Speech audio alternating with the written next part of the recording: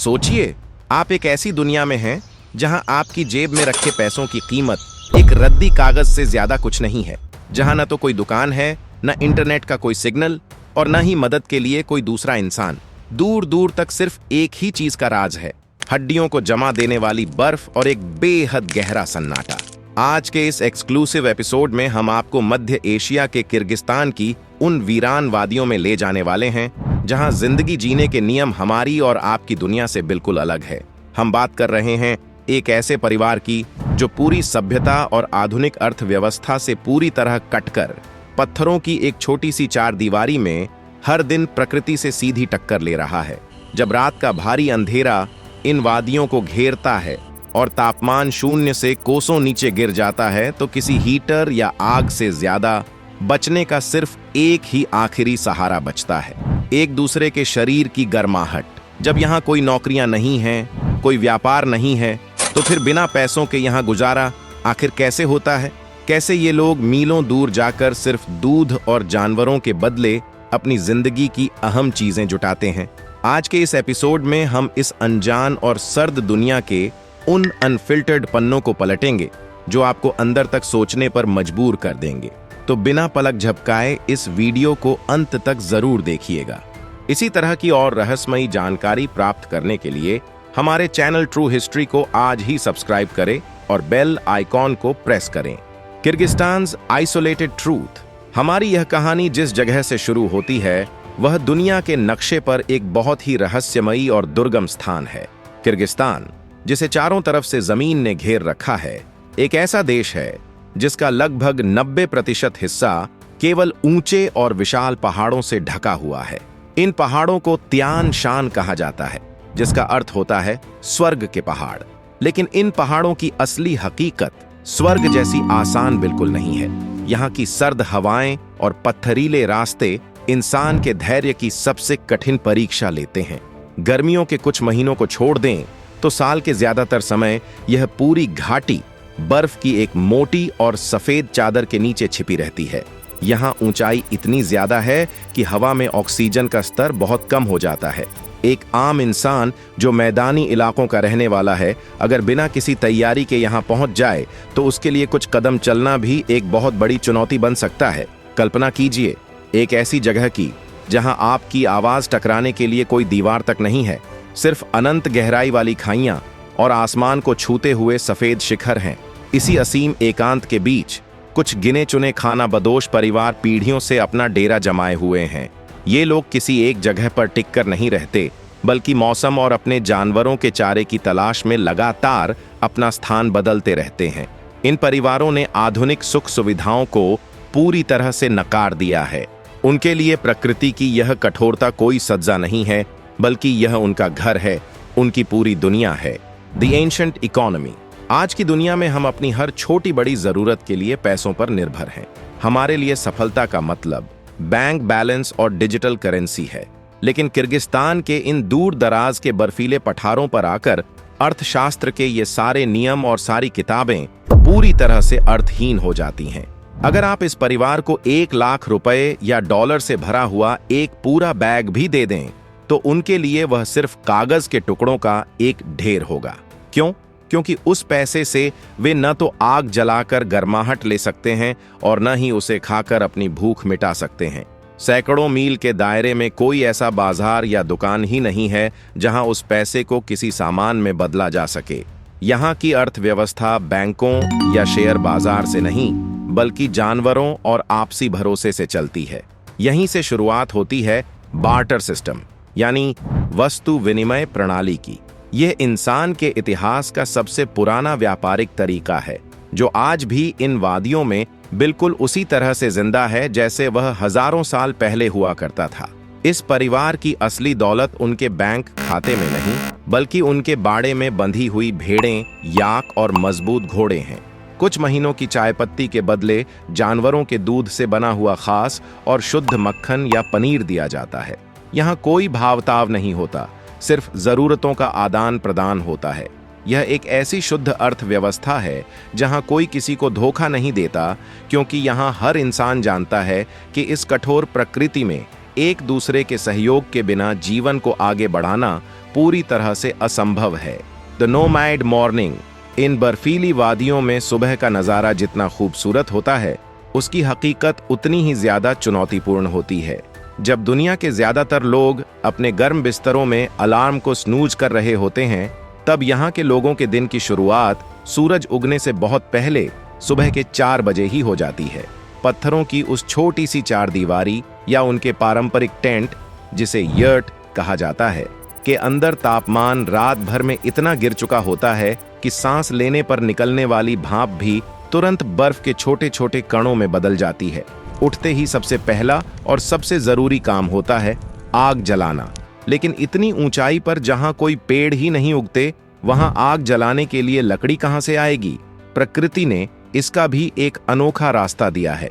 ये परिवार अपने जानवरों के सूखे हुए गोबर को ईंधन के रूप में इस्तेमाल करते हैं। यह गोबर गर्मियों के समय ही इकट्ठा करके सुखा लिया जाता है और सर्दियों के लिए बहुत सावधानी से बचा कर रखा जाता है। जब तक यह आग सुलगती नहीं है, तब तक हर एक पल शरीर को जमा देने वाला होता है। आग जलने के बाद अगला चरण होता है पानी का इंतजाम करना। यहाँ कोई नल या पाइपलाइन नहीं है। पीने के पानी के लिए बाहर जमी हुई साफ बर्फ को काट कर लाया जाता है और उसे एक बड़े से लोहे के बर्तन में पिघलाया जाता है। इसी बर्फ के पानी से परिवार की सुबह की चाय बनती है। यह सिर्फ चाय नहीं है, बल्कि यह वो संजीवनी है जो उनके शरीर में गर्माहट और पूरे दिन की कठोर मेहनत के लिए ऊर्जा भरती है। The living assets. इस कहानी में अगर इंसानों के साथ साथ किसी और का सबसे बड़ा योगदान है, तो वो हैं उनके जानवर। किर्गिस्तान के इन ऊंचाई वाले इलाकों में हर जानवर जीवित नहीं रह सकता। यहाँ सिर्फ वो ही जीव टिक सकते हैं जिन्हें प्रकृति ने इस भयंकर ठंड को सहने की विशेष क्षमता दी है, और उनमें सबसे प्रमुख नाम है याक। याक दिखने में बहुत बड़े, भारी भरकम और जंगली भैंसों जैसे होते हैं, जिनके शरीर पर बालों की बहुत ही घनी और मोटी परत होती है। यह परत इतनी असरदार होती है कि याक -40 डिग्री तापमान में भी बिना किसी परेशानी के खुले आसमान के नीचे सो सकते हैं। इस परिवार के लिए याक केवल एक जानवर नहीं है, बल्कि वह उनके परिवार का ही एक सदस्य है। याक का गाढ़ा और मलाईदार दूध इस परिवार के पोषण का सबसे बड़ा स्रोत है। दिन निकलते ही परिवार की महिलाएं याक और भेड़ों को दुहने का काम शुरू कर देती हैं। यह काम बहुत ही सावधानी और तेज गति से करना होता है, क्योंकि बाहर की जमा देने वाली ठंड में दूध बहुत जल्दी जमने लगता है। इसके बाद परिवार का कोई सदस्य जानवरों को चराने के लिए और भी ऊंचाई वाले स्थानों पर ले जाता है, जहां बर्फ के नीचे दबी हुई कुछ सूखी घास मिल सके। यह चराने की प्रक्रिया पूरे दिन चलती है। पहाड़ों के इन ढलानों पर चलना, तेज बर्फीली हवाओं का सामना करना और जानवरों को सुरक्षित वापस लाना, यह एक ऐसी शारीरिक मेहनत है जिसका अंदाजा लगाना भी मुश्किल है। यहाँ इंसान और जानवर का रिश्ता मालिक और नौकर का नहीं, बल्कि एक दूसरे पर पूरी तरह से निर्भरता का है। जानवर इंसानों को पोषण और गर्माहट देते हैं, और इंसान जानवरों को सुरक्षित दिशा और देखभाल देते हैं। Survival without a fridge. अब एक बहुत ही दिलचस्प और महत्वपूर्ण सवाल उठता है कि जहां न तो बिजली है न कोई फ्रिज है, वहां ये लोग अपने भोजन को लंबे समय तक सुरक्षित कैसे रखते हैं? इसका जवाब उनके सदियों पुराने ज्ञान और प्राकृतिक विज्ञान में छिपा है। ये खाना बदोश लोग एक बहुत ही खास चीज बनाते हैं, जिसे कुरुत कहा जाता है। कुरुत असल में एक प्रकार का बहुत ही कड़ा, सूखा और नमकीन पनीर या चीज होता है। इसे बनाने की प्रक्रिया बहुत ही मेहनत और धैर्य की मांग करती है। सबसे पहले जानवरों के दूध को बहुत अच्छी तरह से उबाला जाता है और फिर उसे दही में बदल दिया जाता है। इसके बाद इस दही को एक कपड़े में बांधकर कई दिनों तक लटका दिया जाता है, ताकि उसका सारा पानी पूरी तरह से निकल जाए। जब यह एक बहुत ही गाढ़े और ठोस पेस्ट में बदल जाता है, तो इसमें भरपूर मात्रा में नमक मिलाया जाता है। नमक यहाँ एक बहुत ही महत्वपूर्ण प्राकृतिक प्रिजर्वेटिव का काम करता है। इसके बाद परिवार की महिलाएं अपने हाथों से इस पेस्ट की छोटी छोटी और गोल गोल गोलियां बनाती हैं। इन गोलियों को लकड़ी के बड़े बड़े तख्तों पर रखकर धूप और तेज हवा में सूखने के लिए छोड़ दिया जाता है। जब ये गोलियां पूरी तरह से सूख जाती हैं, तो ये पत्थर जैसी सख्त हो जाती है। यही क्रुत है। क्रुत की सबसे बड़ी खासियत यह है कि यह बिना किसी फ्रिज या केमिकल के कई महीनों तक, यहाँ तक कि सालों तक भी बिल्कुल खराब नहीं होता। सर्दियों के उन भयानक दिनों में जब बाहर भारी बर्फीला तूफान चल रहा होता है और जानवरों का दूध मिलना बंद हो जाता है, तब यही क्रुत पूरे परिवार के लिए जिंदा रहने का सबसे बड़ा और सबसे अहम आहार बनता है। वे इसे पानी या चाय में उबालकर सूप बनाते हैं, जो शरीर को बेजोड़ गर्मी और भरपूर कैल्शियम प्रदान करता है। The battle against storms. Kyrgyzstan के इन पहाड़ों का मौसम किसी भी पल एक बहुत ही भयंकर रूप ले सकता है। सुबह का साफ और नीला आसमान देखते ही देखते काले और घने बादलों से घिर सकता है और एक तेज बर्फीला तूफान शुरू हो सकता है। ऐसे तूफानों में हवा की गति इतनी तेज होती है कि वह एक इंसान को भी अपनी जगह से खिसका सकती है। ऐसे समय में यह परिवार अपने उस आशियाने में पनाह लेता है जिसे उन्होंने अपने ही हाथों से बनाया है। ये घर हमारे शहरों की तरह ईंट और सीमेंट से नहीं बने होते। ये या तो पारंपरिक यर्ट होते हैं जो लकड़ी के ढांचे पर जानवरों की खाल और मोटी ऊन को लपेटकर बनाए जाते हैं, या फिर पहाड़ों के पत्थरों को एक के ऊपर एक रखकर बनाई गई छोटी छोटी और गोल चार दीवारियां होती हैं। यर्ट की बनावट विज्ञान का एक बहुत ही शानदार उदाहरण है। इसका गोल आकार तेज से तेज बर्फीली हवाओं को बिना टकराए किनारे से निकाल देता है, जिससे यह ढांचा तूफान में भी अपनी जगह पर मजबूती से खड़ा रहता है। इस घर के अंदर कोई अलग अलग कमरे नहीं होते, कोई डाइनिंग रूम, बेडरूम या लिविंग रूम नहीं होता। पूरी की पूरी जगह सिर्फ एक ही गोल कमरे में सिमटी होती है। इसी छोटी सी जगह के बिल्कुल बीचों बीच वह लोहे का चूल्हा रखा होता है, जो पूरे घर का दिल है।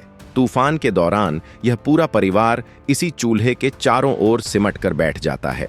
बाहर भले ही प्रकृति अपना सबसे कठोर रूप दिखा रही हो, लेकिन इस छोटे से घर के अंदर आपसी बातचीत, पुराने किस्सों और कहानियों का एक बहुत ही गर्म और सुकून भरा माहौल जिंदा रहता है। अध्याय 7। शरीर की गर्माहट। बचने का सबसे आखिरी और गहरा सहारा दिन भर की थका देने वाली मेहनत के बाद जब रात का समय आता है तो यहाँ की असली चुनौती शुरू होती है। जैसे ही सूरज पहाड़ों के पीछे छिपता है, तापमान अचानक से तेजी से नीचे की ओर भागने लगता है। -20, -30 और कभी कभी तो यह -40 डिग्री सेल्सियस तक पहुंच जाता है।